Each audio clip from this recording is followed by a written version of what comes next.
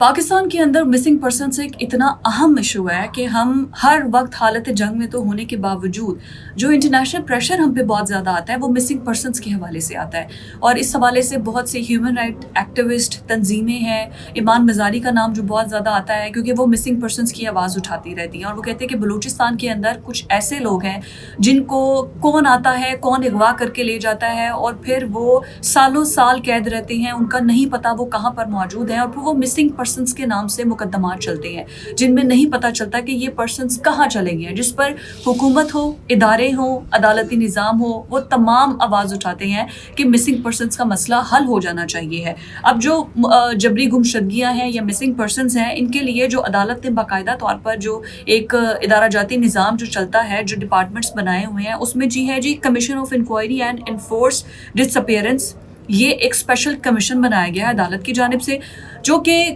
जो कौमी सतह पर जो रजिस्टर्ड केसेस हैं वो ये बताता है कि 83% जो केसेस हैं उनको निपटा दिया गया है। उनका पता चल चुका है कि ये मिसिंग पर्सनस थे भी या नहीं थे, या इन मिसिंग पर्सनस को कहाँ पर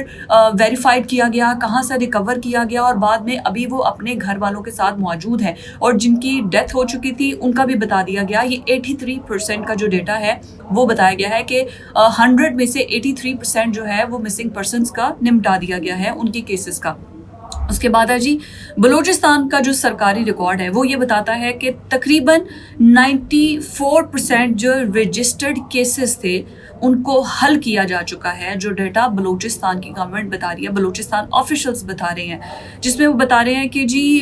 जो पार्लिमानी जायज़ा निज़ाम है और जो सूबाई कानूनी इस्लाहात है उनके ज़रिए एक मरबूत तरीक़ाकार इख्तियार किया गया और बलूचिस्तान के जो हुकूमत है उसने एक एक्ट भी पास किया है जो एक्ट है जी Balochistan prevention of detention and deradicalisation act 2025। ये मुतारिफ़ करवाया गया है जिसमें जो ज़ेरे हिरासत अफराद हैं उनका मामलात ये चलाए जाते हैं इस एक्ट के तहत और फिर फ्री एंड फेयर उनका ट्रायल किया जाता है और उसके बाद जो है वो इन पर शफाफियत लाई जाती है। इसके अलावा जो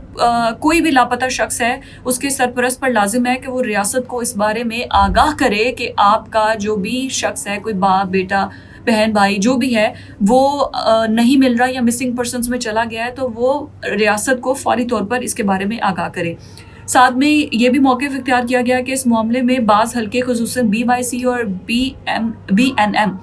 ये हैं इंसानी हुकूक के मसले जो कि मुकम्मल तौर पर इसमें जो है वो ज़्यादा हाईलाइट करते हैं। सिर्फ अपनी पॉइंट स्कोरिंग के लिए इंटरनेशनल इस चीज़ को मज़ीद हाईलाइट किया जाता है।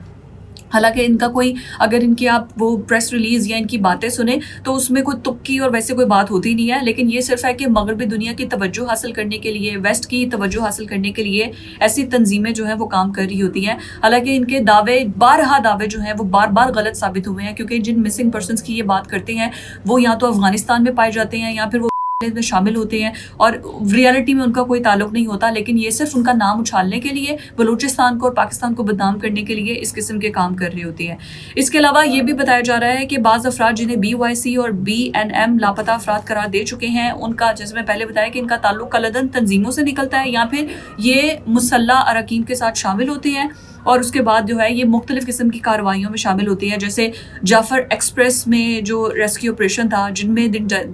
को मारा गया, उनमें से कितने लोग ये थे जो कि मिसिंग पर्सनस में थे और जिनको ये तंजीमें जो है वो हाईलाइट कर रही थी कि ये मिसिंग पर्सनस हैं। और बाद में जब ऑपरेशन किया गया, ऑपरेशन क्लीन स्वीप किया गया जाफ़र एक्सप्रेस का, तो उसके बाद उन लोगों की लाशें निकली और फिर बताया गया कि ये लोग तो खुद पाकिस्तान के अंदर जो है वो अमन को ख़राब करने में शामिल थे। उसके बाद ये जो सरकारी मौक़िफ़ आया है इन तंजीमों के हवाले से BYC और BNM की जानिब से लापता अफराद और जबरी गुमशदगियों से मुतालिक बयानियाँ अक्सर मन घड़त होता है। रियासती इंसदाद